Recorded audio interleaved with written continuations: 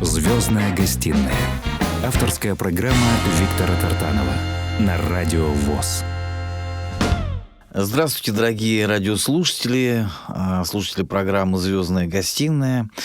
Сегодня у нас очень харизматичный, очень оригинальный певец. Его песни покорили буквально север, а север покорить могут только настоящие мужчины. Это Игорь Корнилов. Добрый день, Игорь. Добрый день, Виктор. Добрый день, уважаемые радиослушатели Радио ВОС. Рад находиться сегодня здесь, на этом эфире, и всех приветствуем.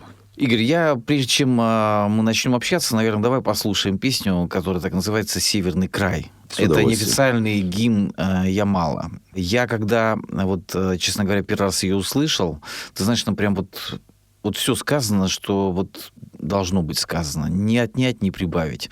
Ты можешь как-то вкратце сказать об этой песне? Как она получилась вообще? Знаете, Ямал — это отдельная творческая моя такая страничка. Глобальная причем. Это даже не страничка, это книга. Потому что написано более 50 песен за 25 лет. Впервые я попал на Ямал в 98 году.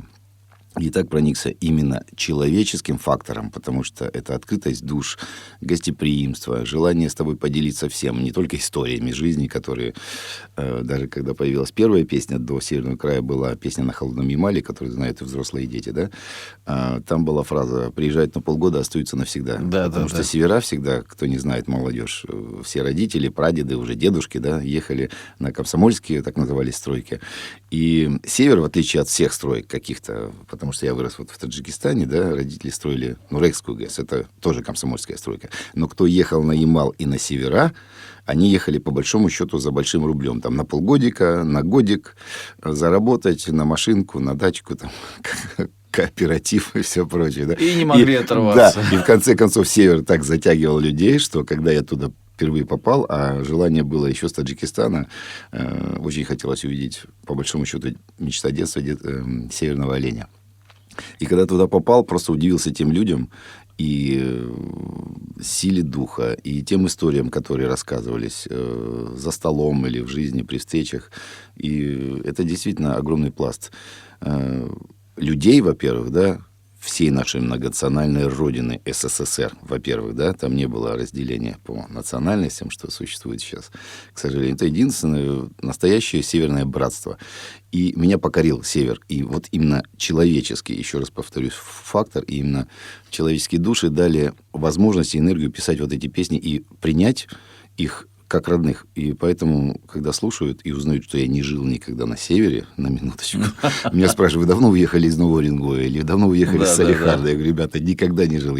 Вот есть понятие, как Высоцкий говорил, мы рассказчики своих песен, мы видим судьбу и через себя пропускаем это. И если удается, да... Я тебе хочу сказать, когда я тоже впервые попал в Салехард, в Новый Уренгой, и потом, когда я услышал твою песню, я понял, что вот ты все равно проникся настолько, насколько можно было. Понимаешь, можно там всю жизнь прожить, а так как ты не написать. Ведь оказывается, ты был. Я и не знал твою северную историю, да? Поэтому я впервые попавший, то есть на начале 98 года, уже к маю мы выдали песню «На холодном Ямале». И спустя 3, где-то 4 года, мне были поездки, были путешествия, и такое низкое небо над головой, какое к земле прижимающееся. Мне все это впечатляло. Северное сияние, да? Там... северное сияние, к сожалению, мне в жизни... Сейчас только я оттуда улетел, и магнитные бури, как-то все это связано, такие фотографии выкладывают со всего Ямала. Так мало того, что в новостях сегодня увидел, что по России, вообще по северу что-то творится. Видел несколько раз, чтобы такое яркое, которое прямо играет, как в мультике, да, про медвежонка, помнишь? Да. Хочется, но не последний раз. В общем, север, можно я закончу просто, и спустя это время, когда уже переварив, песня рождалась не сразу. Были строчки сначала: «Земля, опаленная ветрами земля». Это в течение года где-то я крутил, вертел. Ну и потом нужно было показать какую-то новую песню. Люди попросили, что-то есть о севере. И в конце концов родился окончательный вариант песни «Северный край», который приняли люди. слушаем эту песню на волнах Радио ВОС. Это неофициальный гимн Ямала. Я думаю, что это народная песня, потому что народно любимая, потому что вот я другой такой песни не слышал. Спасибо, так и есть. По восприятию, вот поверь мне, здесь просто... Я могу судить о песне просто как слушатель. Цепляет очень сильно. Итак, дорогие радиослушатели, Игорь Корнилов сегодня в гостях. Слушаем песню и наслаждаемся.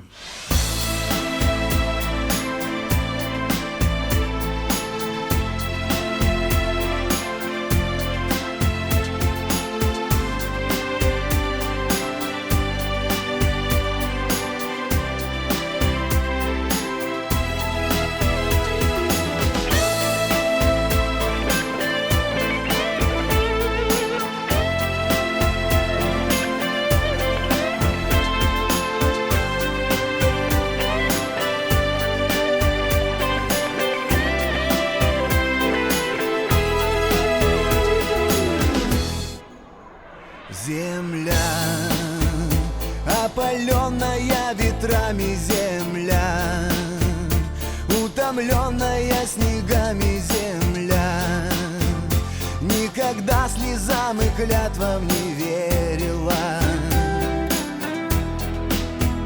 Лишь тот, кто путей от жизни легких не ждет и растопит сердцем пламенным лед, покорит богов сурового севера. Северный край за далекими далями, северный край, что зовется Ямал. Пусть говорят, это край географии, только для нас он начал. Это земля, край мечты и романтики, манит к себе наших душ корабли. И почему-то все чаще мне кажется, именно здесь бьется сердце земли.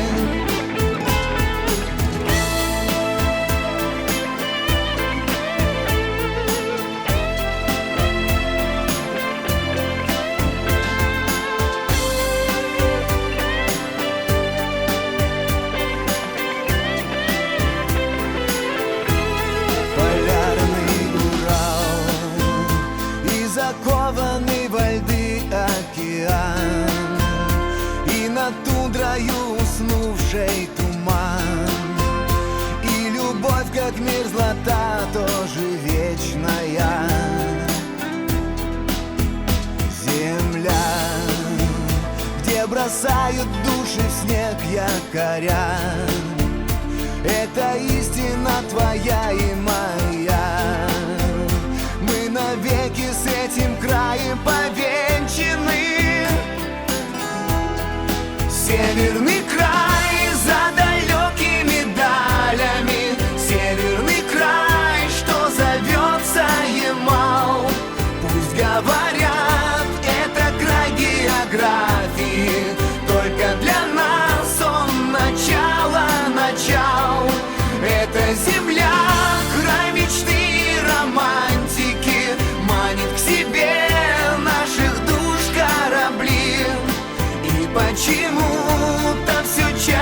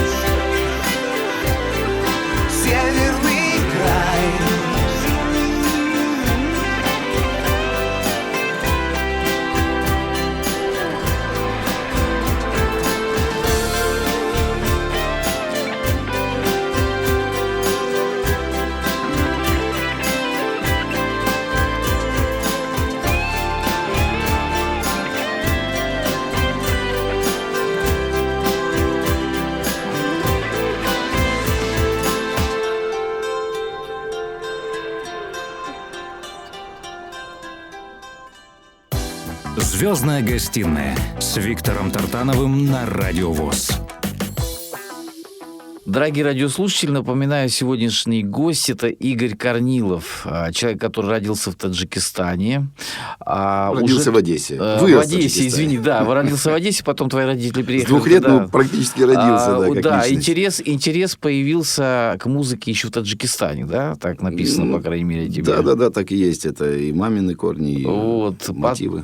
Потом, значит, как ни странно, как многие, так сказать, люди, ты получил техническое, начал получать образование. Это МИСИ, московский, да, но мне повезло, как еще один предыдущий год до меня, как раз была отменена военная кафедра. И я пошел в армию, соответственно, перерыв этот в 2 года. Я вернулся, конечно, потом был 2-й курс. Ну, а дальше студия Мигули, шоу-бизнес так называемый наш. И с 3-го курса я ушел, незаконченная. И работал во многих коллективах известных, тем не менее, да. Вот самое главное, наверное, умение и как бы чувство музыки, а не какое-то там, знаешь, можно закончить Гнесиных, да, но не написать ни одной такой песни, которую ты написал десятки и спел, понимаешь, у тебя харизма, у тебя душа, вот, а многие вот, которых называют золотые голоса России, нет у них вот этого, понимаешь, внутреннего стержня. Все мы ходим под Богом, если у меня такая песня, знаете, даже музыкальное образование полное я получил, уже в зрелом возрасте, позже, да. Потому что все остальное писалось вот по мотивам, то, что в голову Господь давал сверху, да, это давалось и складывалось в песни. Даже вот кто-то говорил, а как ты научился все это, не имея образования, как вот о чем ты говорил. И, опять же, вокальные данные, это и Божий дар, и родительские гены, это, в общем-то, и улица, конечно, Арбат в моей жизни. Это нужно было смотреть в глаза людей и доказывать. Это была очень хорошая школа. Да. Когда ты представляешь, поешь известные песни свои, представляешь, и люди тебе за это еще копеечкой благодарят. Это, конечно, студенчество было такое... В моей жизни тоже был такой этап, когда я какое-то время, несколько раз просто для интереса пел на Арбате. Вот. И там, конечно, если ты, как бы сказать, не делаешь это как-то особенно искренне, то особо и не заработаешь. А можно за полчаса могли накидать целую зарплату. Да, у нас мы за вечер стипендии 1,5 зарабатывали. Поэтому, причем я вспоминаю очень такой короткий, когда с армии пришел, ребята говорят, так, на Арбате движуха такая, давай-ка, хватит в общаге петь между этажами, там, по комнатам ходить, это люди вспоминают, пойдем попробуем. И вот первый момент я вспоминаю, это как и в школе, когда первый выход на сцену, когда коленки дрожат. Это сейчас ты думаешь, что выйти на сцену? Да, оказывается, для многих людей это очень психологически серьезное испытание.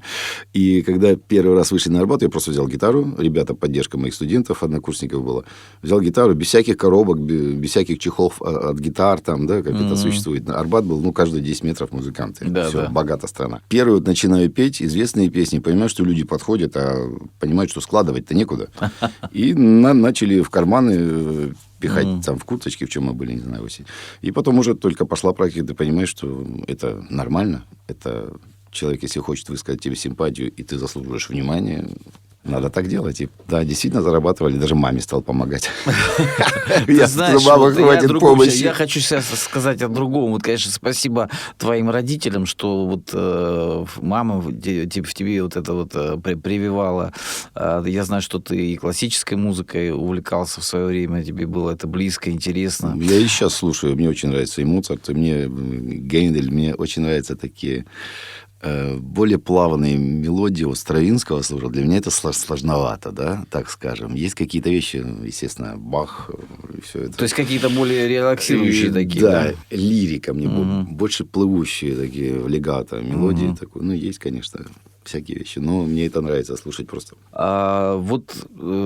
Ты знаешь, судьбы человеческие, мне говорят, там, случай какой-то там и так далее. Я не верю в случай, потому что тут говорят, что кто верит в случай, тот не верит в Бога. Вот у тебя на самом деле такой Божий дар, потому что я вот буквально, выходя из дома, когда послушал песню про день рождения друга, да, брата там и так далее, далее. Ты обращаешься друг, брат. И ты понимаешь, кто бы спел, некоторые поют, я не буду называть, не веришь, знаешь, как по Станиславскому, не верю.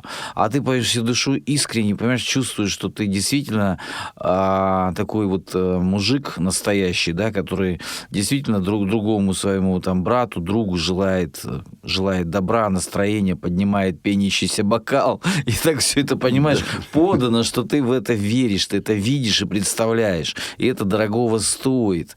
Расскажи, пожалуйста, как получилось, что вы эту песню с Ярославом Сумишевским спели?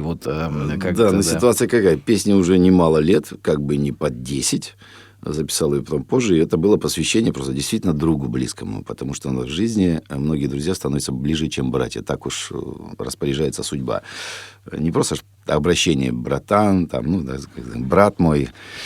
И чем старше становишься, со многими друзьями пишешь даже сообщение «Привет, мой брат». Эта песня действительно посвящению другу, и я рад, что ее приняли много лет назад. И ею поздравляли люди и друзей, и братьев, и девчонки, и мальчишки. В общем, так было. И в нашу пандемию так случилось, что были квартирники. Спасибо Ярославу Сумишевскому и его команде, Сашу Чебанову и всем музыкантам. И попал я на один из квартирников. И мы думали, что спеть дуэтом.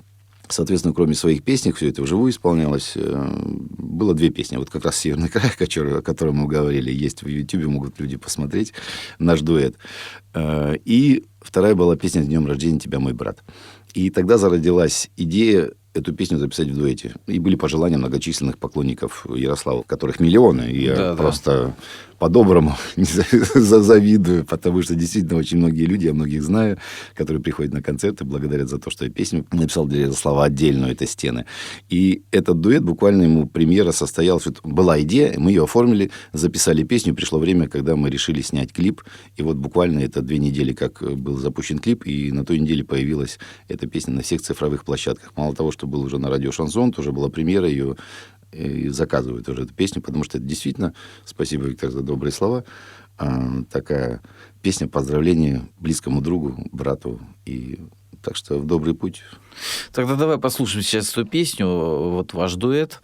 И, дорогие радиослушатели, поверьте мне, к сожалению, так получается, что мы иногда знаем только поверхностно о человеке, да, а на самом деле у тебя 7, по-моему, официальных альбомов, да, еще ты записал... Еще 2 не выпущены, еще один северный не выпущенный, еще посвященный песням о войне, в 22 году ты записал, и я хочу сказать, что песни Игоря Корнилова есть на всех буквально цифровых площадках, то есть в Яндекс.Музыке и так далее. И страницы есть у тебя в социальных сетях? Социальных во всех практически. Может, единственное мое упущение, нету почему-то у меня звездочек, галочками нужно заняться. Сейчас это модно стало, чтобы подтверждение артиста. Но это и телеграм-канал мой, как артиста. Так что подписывайтесь везде, и на Ютубе, и будет вам хорошее настроение, и будет настоящая душевная песня. Итак, слушаем дуэт с Ярославом Сумишевским. С днем рождения тебя, мой брат.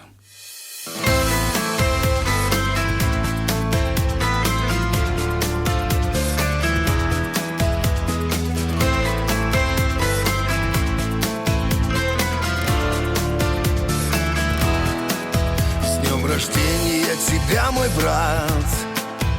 И никто из нас не виноват, что такие мы с тобой, как есть, очень разные. С днем рождения тебя, мой друг. Пусть меняется весь мир вокруг, но мы знаем ниточкой одной, мы связаны. Здравия тебе на все года, и пусть идет счастливая звезда, корабль судьбы дорогами удач, светя над волнами. И пусть хранят все ангелы твой дом, пусть все друзья за праздничным столом сегодня поднимают за тебя бокалы полные. С днем рождения тебя, мой друг. Сколько б нас ни потрепало вьюг, а важней сегодня для меня конец события. С днем рождения тебя, мой брат. Пью за тех, кем ты всегда богат. За друзей, за сына твоего, за всю семью, да за родителей. Здравия тебе на все года, надежда, вера и любовь всегда. Пусть согревают сердце в холода святыми крыльями. Здравия тебе на все года, а жизнь нас не разлучит никогда. Куда б ни улетали, брат, всегда мы снова встретимся. Мы снова встретимся.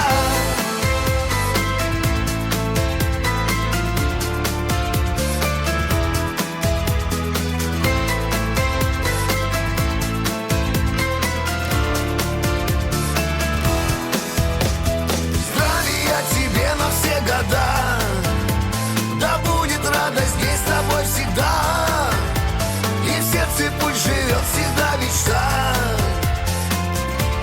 и вновь сбывается.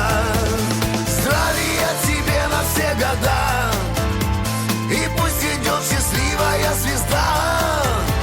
Кораблик твой дорогами удач, светя над волнами. Здравия тебе на все года. Здравия тебе на все года. Здравия, здравия.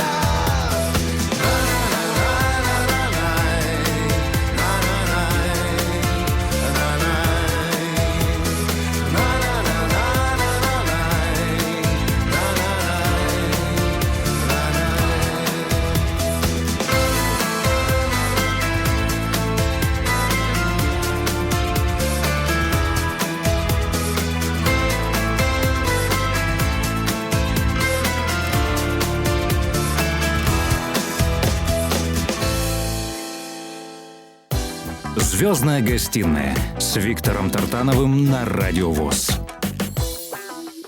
Дорогие радиослушатели, вот я думаю, что вы все сейчас убедились, что Игорь Корнилов, я считаю, что один из лучших сегодня современных певцов. Можно сказать, в какой-то степени, что ты поешь шансон, да?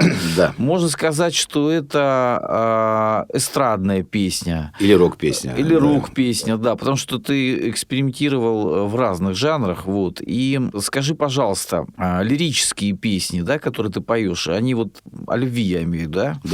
Да. Они как рождаются у тебя? Они как-то вот у тебя много песен таких прикладных, которые вот там ко дню рождения, там, допустим, какие-то песни такие, знаешь, ГРУ спецназа посвящено, потому что на самом деле это мощная тоже песня. Вот я скажу одни отдельно, если можно. Да, конечно. Это есть песни, сейчас мы к лирике вернемся. Давайте, раз спецназ ГРУ, мы вспомнили песню. Был у меня друг детства, с которым выросли как раз в Таджикистане. Это Андрюшка Кочетов, к сожалению, которого нет. Также ему песню на день рождения вот брат посвящал. Он настоящий спецназовец ГРУ. Причем удивительная судьба. Хотел быть летчиком. Вот мы лет 6 не виделись или 8. Потом он появляется. Он говорит, я в спецназе. И когда Герман Витке, известный наш поэт, тоже год назад, как Геры не стало, с ним у меня написана песня «И лебеди», и «Белый полярный волк». Если кто не знает, уточню, это автор всех основных хитов Леонида Агутина. Все хиты и Леонид Агутин состоялся, в принципе, благодаря вот их совместному союзу, потому что это и «Голос высокой тропы», и «Хап-хей ла-ла-лей», Анжелика Варум, это «Ля-ля-фа», и плеяда звезд, это огромнейшая, которые я студию и... Слушай, я даже не знал об этом. Это Герман Витке, к сожалению, вот сейчас хотели его творческий вечер 1 октября, но, учитывая какую-то ситуацию, при жизни у Геры не было ни одного творческого вечера, хотя он написал такое количество хитов звездам, это можно перечислять, к сожалению. И вот когда Гера, он служил в подразделении, которое было связано со спецназом ГРУ. То есть он сам не ГРУшник, но тем не менее, да, обслуживающий или как части. Он говорит, Игорь, появился такой текст, можем написать песню моим друзьям. Я говорю, слушай, у меня есть друг, Андрюха. И вот давай. И получилась такая абсолютно искренняя песня, которая спустя вот столько лет, мало кто знает, кто автор, но кто слышит, благодарят за нее, потому что абсолютно искренне, опять же, вот посвящение близкому другу. Я рассказчик этой песни. И то, что ее приняли, спасибо и Гере, и ребятам, и всем бойцам посвящается. Послушаем, да, эту песню? Спецназ.ГРУ, с удовольствием. Да. Итак, слушаем эту песню на волнах радио. А потом о лирике. Да, потом о лирике, да.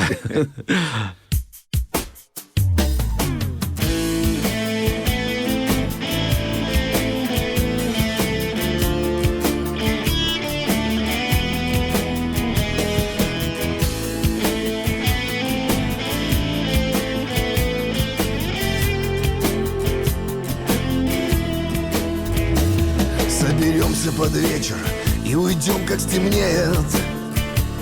Поминальные свечи догореть не успеют. В тишине горной ночи наши тени растают.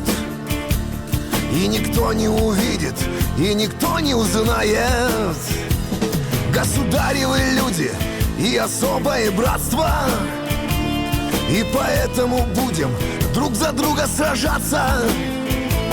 Одна звездочка светит, нам и этого хватит. И кто знает, ответит, и кто должен, заплатит. Такая работа в мороз и жару, в горах и болотах, спецназ ГРУ. Пусть наши работы не видно подчас. Счастливой охоты, армейский спецназ. Порешаем, что надо, и придем на рассвете. За разрывами градов нас никто не заметит. Хорошо без 200-х, хорошо без 300-х. Если путь был измерен только литрами пота, и напишут бумаги штаб-отцы, командиры, будут знаки отваги на парадных мундирах. Жаль, что очень недолго от войны отдыхаем. Снова командировка и опять улетаем. Такая работа в мороз и жару, в горах и болотах, спецназ ГРУ. Пусть наши работы не видно подчас. Счастливой охоты, армейский спецназ.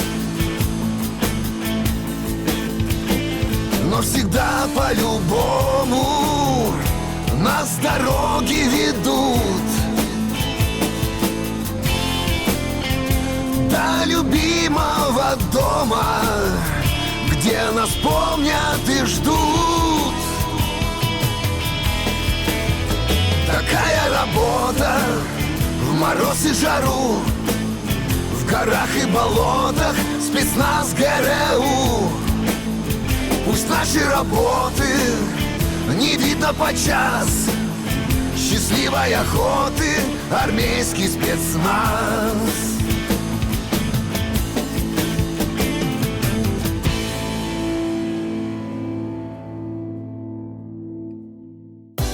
«Звездная гостиная» с Виктором Тартановым на Радио ВОС. Дорогие радиослушатели, вот я не знаю, человек разносторонний, хочется поговорить побольше, да, там, о каких-то твоих, может быть, хобби. Есть какие-то хобби? Что ты любишь делать в свободное время? Бывает вообще вот как... Свободного времени хватает, честно говоря, потому что есть какая-то ленность. Да.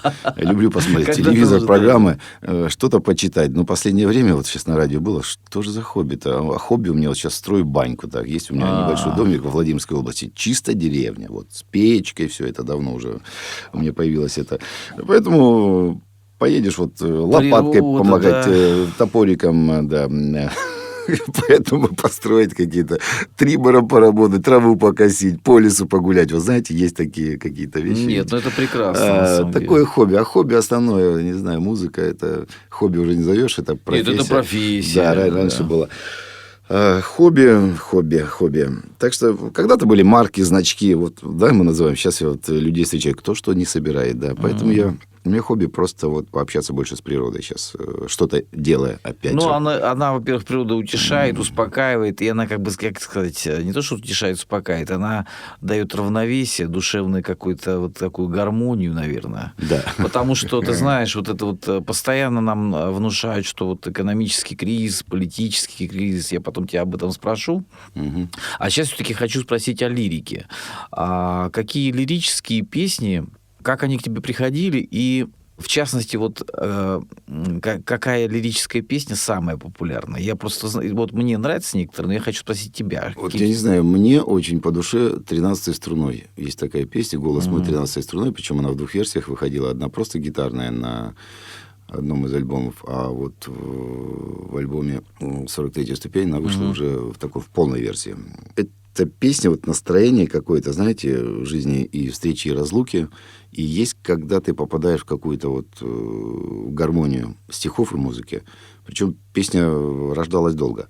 И также есть песня «Ты так не похожа на всех», посвящение моей любимой. Да, вот эту песню я хотел бы не сказать. Да, мне интересно, как она получилась. Володя Ильичева. Это был... Это Ильичев написал, да? Да. Володя говорит, вот тоже хочу Лене, моей супруге, подарить вот эти стихи, вдруг что-то сможешь сделать. И родилась песня посвящения Елене, ну и через нее всем я женщинам. Думаю, что же здесь такое? Что же такое? Владимир Ильичев, он действительно очень много написал хороших песен. И кто не знает, ну, я думаю, у нас просто был же в гостях, неважно. Факт в интернете тут же поймут. Я говорю о том, что половина, наверное, исполнителей, или большая часть даже радио «Шансон», кто-то обязательно спел на его стихи. У нас, к сожалению, немного песен совместно написано, у нас в планах есть, и это, скорее всего, мое упущение, потому что нужно, он как... танк просто вперед пишет.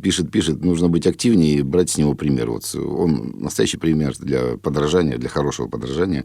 В написании со всеми уже композиторами переработал, со всеми, а я что-то как-то так всегда говорит, ну ты же мало пишешь, вот ленность надо гнать и больше писать, потому что люди ждут. Я хочу сказать, что нет, ты понимаешь, вот ты говоришь, вот песня писалась долго, зато это песня, понимаешь? Вот как о Севере когда-то, когда я первый раз приехал, заметочку сделал, я приехал музыкант, и говорят, да что ты напишешь, мы тут живем, у нас по 100 песен. А потом спустя время-то другое доказывается. Вот как ты говоришь правильно.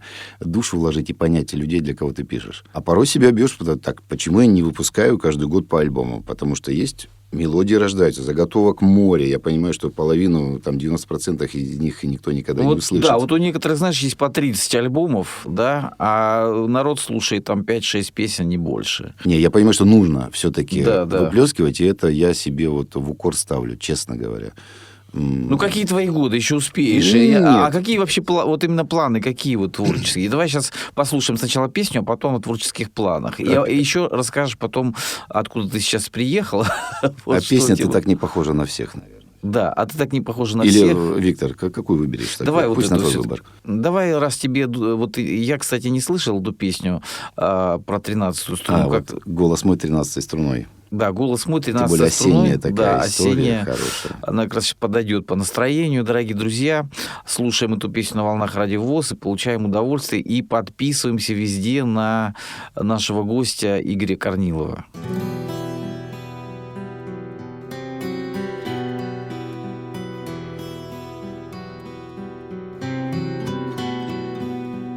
Не расскажет осень свой продуманный бред,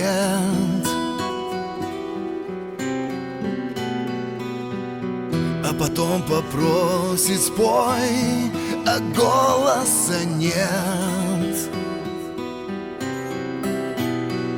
По промокшим крышам, сам себя не слыша, я иду, словно дождь.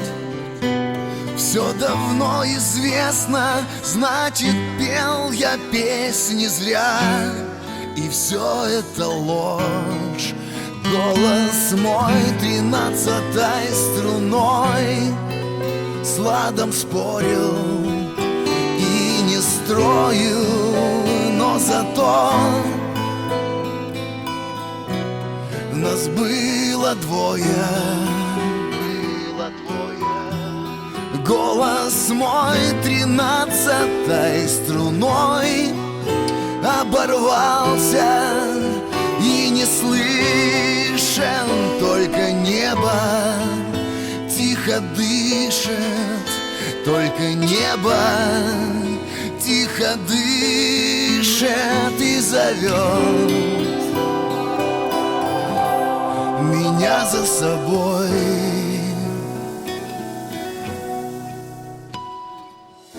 У меня в кармане есть на небо билет.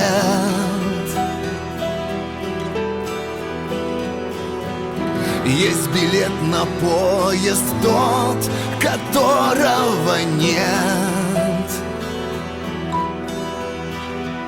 Я не стану спорить, счастье или горе ты придумай сама. Скоро все остудит нас с тобой, рассудит зима. Голос мой 13-й струной сладом спорил и не строил, но зато нас было двое. Голос мой 13-й струной оборвался и не слышен, только небо тихо дышит, только небо тихо дышит и зовет меня за собой. На ладони твоей моя судьба заблудилась, заблудилась. Я любил тебя, ты сама себя не случилась, не случилась. Голос мой 13-й струной.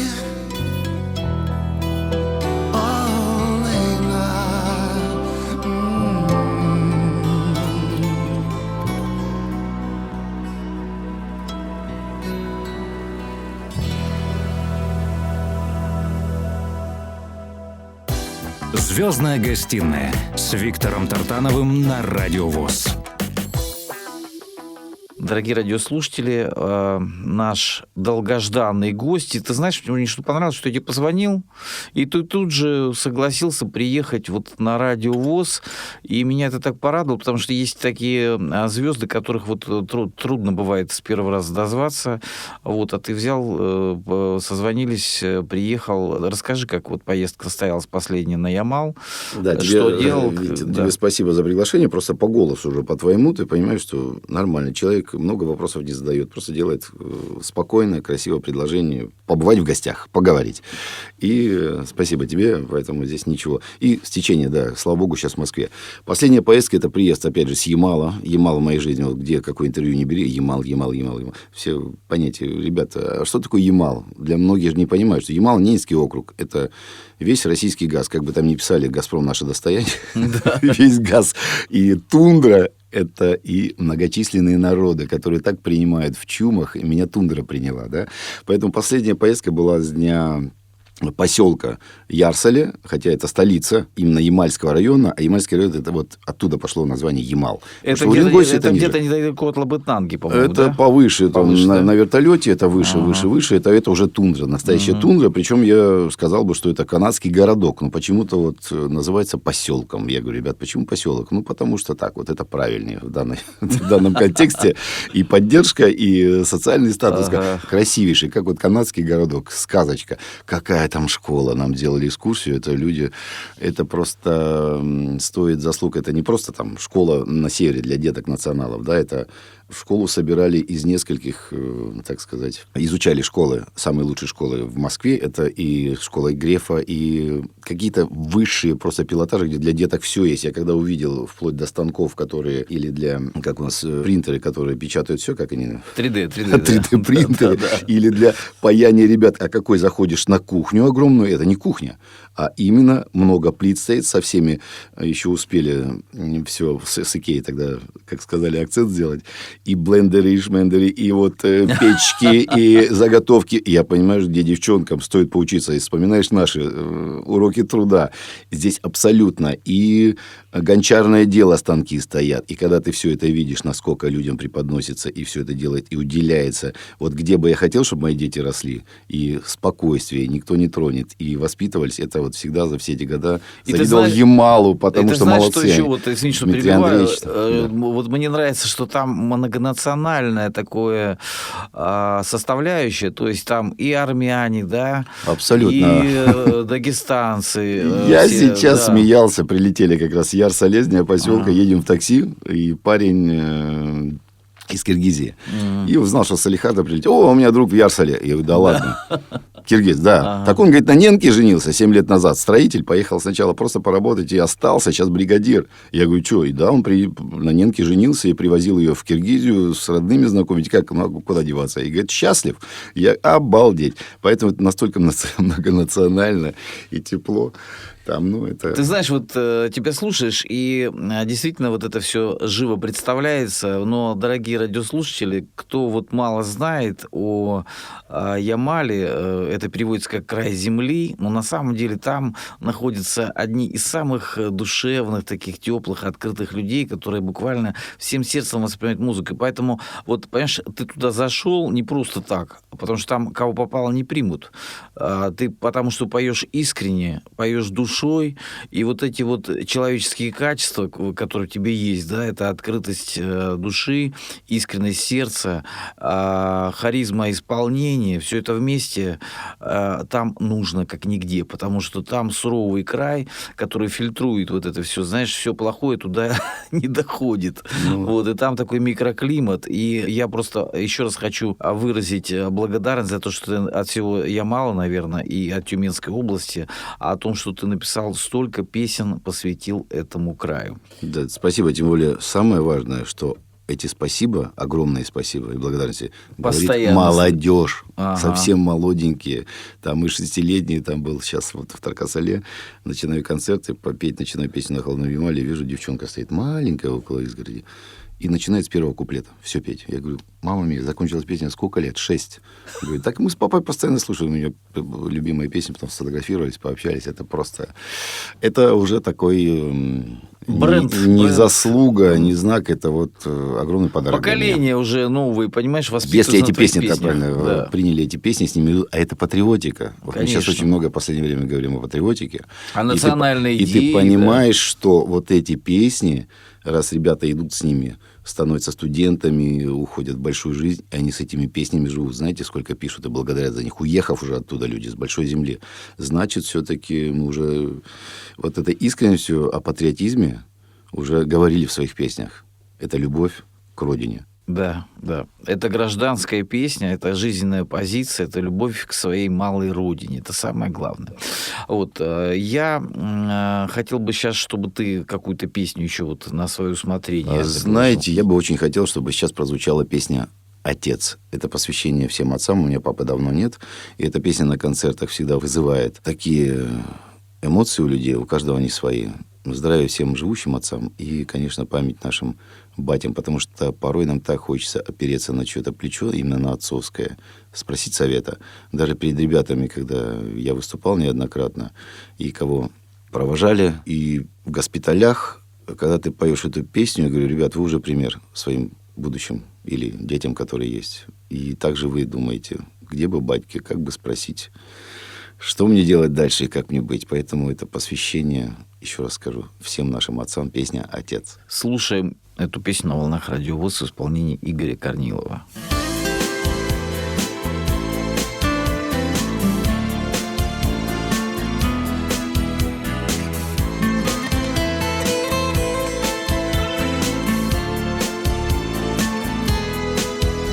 Летят года в нас, словно камни, порой сбивая душу с ног. И только ты помочь всегда мне, чтоб не случилось в жизни мог. Я знал, что если сил не хватит, еще мечтам всем не конец. Ведь ты протянешь руку, батя, всегда поймешь меня, отец. Отец, мне похожим бы быть на тебя, смело, мудро, безудержно жить. Мне детей своих так же любя, в них поверить, беречь, окрылить, отец. Научиться идти сквозь года, без оглядки, без суеты. На распутье теперь я всегда буду думать, как сделал бы ты, отец. Спасибо, что учила ты драться и боль и страх свой побеждать, и не стонать, и не бояться, и зря людей не осуждать. Прости, что спорил я, не зная, что поступаю как юнец. Теперь все чаще повторяю: поговорить бы нам, отец. Отец, мне похожим бы быть на тебя, смело, мудро, безудержно жить. Мне детей своих так же любя, в них поверить, беречь, окрылить, отец. Научиться идти сквозь года, без оглядки, без суеты. На распутье теперь я всегда буду думать, как сделал бы ты, отец.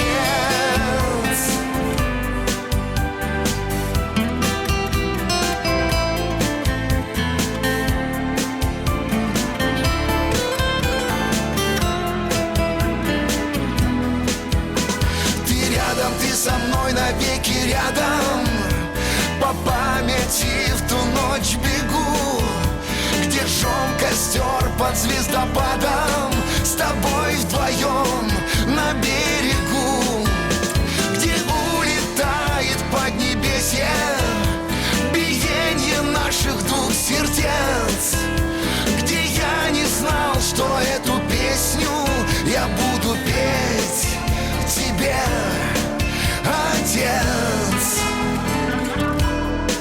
Отец, мне похожим бы быть на тебя, смело, мудро, безудержно жить. Мне детей своих так же любя, в них поверить, беречь, окрылить, отец. Научиться быть и сквозь года, без оглядки, без суеты. На распутье теперь я всегда буду думать, как сделал бы ты, отец. Как сделал бы ты, отец. Как сделал бы ты, отец.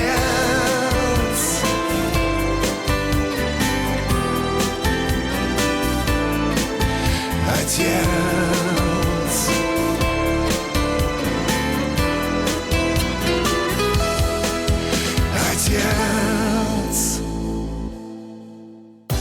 «Звездная гостиная» с Виктором Тартановым на Радио ВОС.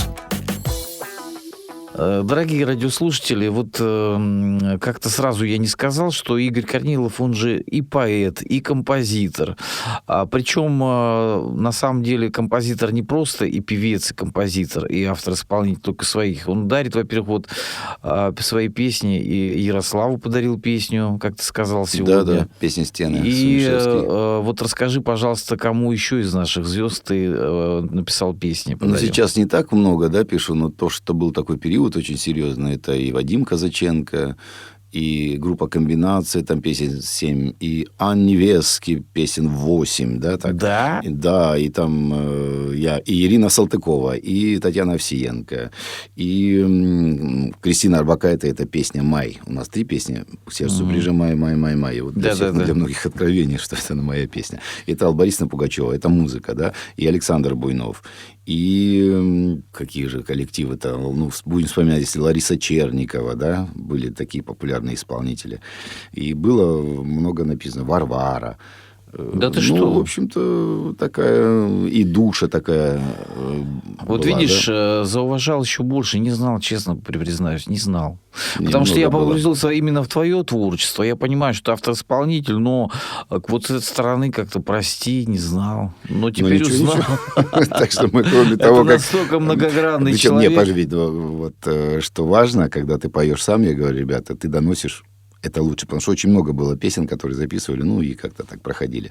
И Виктор Рыбин, да, Сидюкова. Так начинаешь вспоминать, говорит, так, кому же я написал? Потому что все-таки ставку делаешь на свое исполнительское искусство, потому что это более важная ситуация. И, в общем, как-то и гимн «Газпрома» я записывал, когда продюсировал всех звезд, то есть практически. Там и Басков, и Шуфутинский, и Игорь Николаев. Мало того, что как-то вспоминаю, такая Владимир Кузьмин, это легенда, это я на нем учился всю жизнь. Да. И я, к сожалению, не был на том концерте, но когда-то, так как я еще и гимназист, очень много гимнов написано не только для северных компаний, да, там, был когда-то гимн для Билайна. И кто, ты думаешь, исполнил, но не записал? Владимир Кузьмин исполнил написанную мною песню Билайну. Она, к сожалению, не пошла в широкий круг. Но тем не менее, даже такое было, представляете? Да. И вот, дорогие друзья, человек талантлив во всем, и не каждый человек может... Вот некоторые, знаешь, говорят, там, написать песню на заказ, тоже не то. Нет. Есть такие песни, которые написаны на заказ, которые буквально трогают душу, трогают это вот сердце. гимн Тюменской области тоже неофициальный. Бьет фонтаном Югорская нефть. Когда люди узнают, что это тоже я написал когда-то. Ладно, это так. Да. Политически такой Вот полос. сейчас ты назвал столько имен. Ты знаешь, вот чтобы раскрыть твою личность, вполне одной программы недостаточно. Да. Я думаю, что пройдет время, может быть, мы потом спустя с тобой еще как-нибудь пересечемся и запишем еще одну программу. Вот. Я хочу поблагодарить тебя за то, что ты сегодня пришел на радиостанцию Всероссийского общества слепых. Это, знаешь, такой вот акт добра с твоей стороны, что для незрячих людей, слушают не только незрячие, и их родственники, и просто люди некоторые слушают, когда интересные программы. А сегодняшняя программа, по-моему, это так на одном дыхании, вроде бы такой простой человеческий разговор, но вот, на мой взгляд, приоткрылась вот такая харизматичная личность, которая просто многогранна, и я тебе желаю в будущем, вот, чтобы все, которые ты хочешь, песни еще в твоей карьере появились, да, в твоем репертуаре, вот, и чтобы еще много написал таких песен, которые будут жить в народе. Но на самом деле то, что ты уже сделал, это уже такой фундамент, который не одно поколение на Ямале, в Тюменской области будут существовать, вот пока будет существовать Россия, эти песни. Я не каждому говорю такие слова, но это так и есть. Поэтому я хотел тебе задать один только вопрос. Вот как народу нашему сегодня, вот какой бы дал совет? Вот сегодня многие пребывают в каком-то таком, знаешь, напряжении вот, из-за всей ситуации, которая происходит. А на самом деле нехорошая. Вот, то кризис экономический, то пандемия, то вот то, что сейчас происходит. Как нам правильно вот это все понимать и как жить дальше? Вот твой совет. Как ни крути, все равно у меня такие же и мыторства, и переживания, и сбор информации, и попытки что-то оправдать для себя, что-то понять.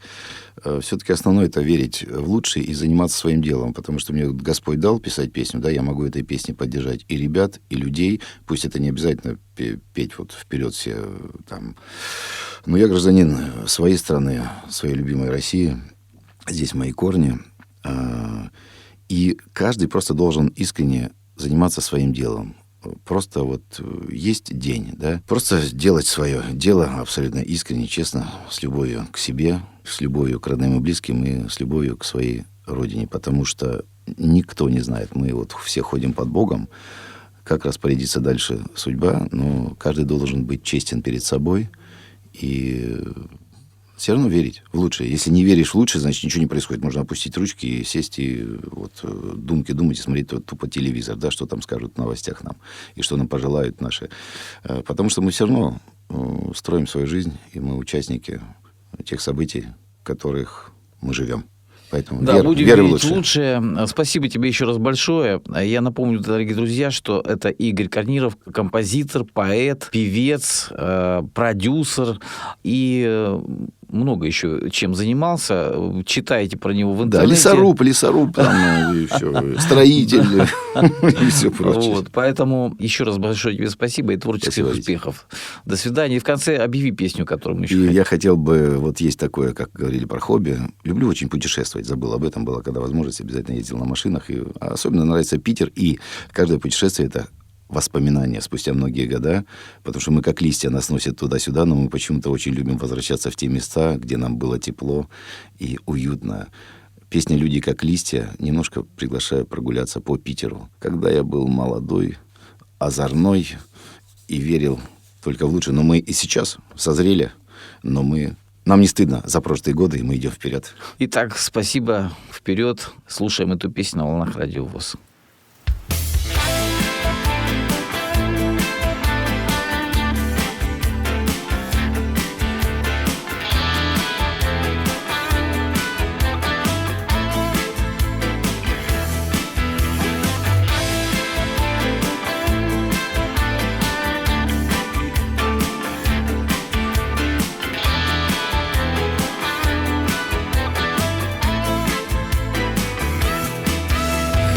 Слезы вытер с неба тучи сверг.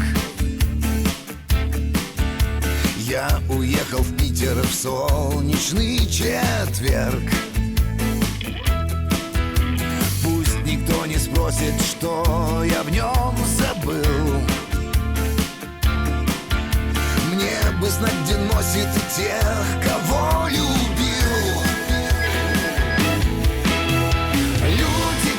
В любви приземленной есть между ними связь. Может быть, лист я не самый зеленый, но не упавший в грязь. Был я моложе когда-то, и что же ставил на прошлом крест. Люди и листья безумно похожи и любят срываться с мест. Люди как листья.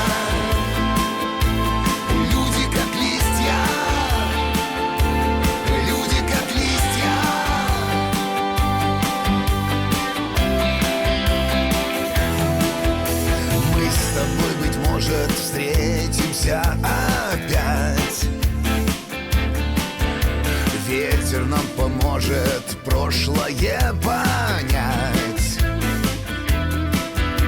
Мелкие монеты приютит Нева. Знаю, скажешь мне ты важные слова. Люди как листья в любви приземленной есть между ними связь. Может быть, лист я не самый зеленый, но не упавший в грязь. Был я моложе когда-то, и что же ставил на прошлом крест. Люди и листья безумно похожи и любят срываться с мест. Люди как листья.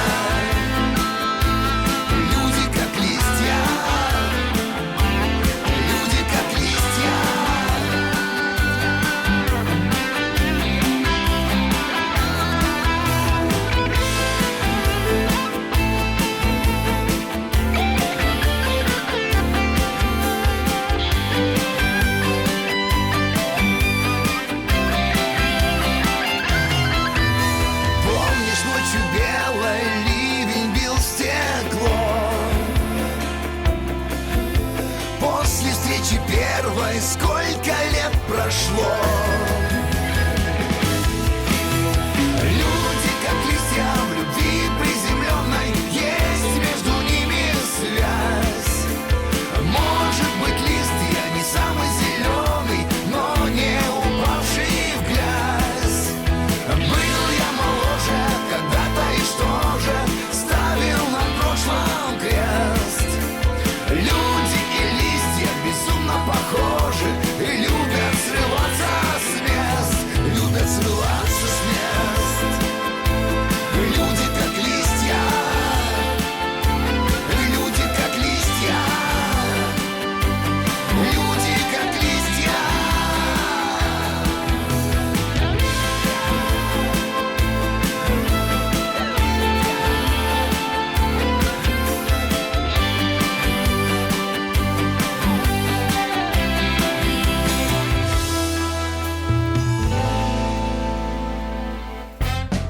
«Звездная гостиная».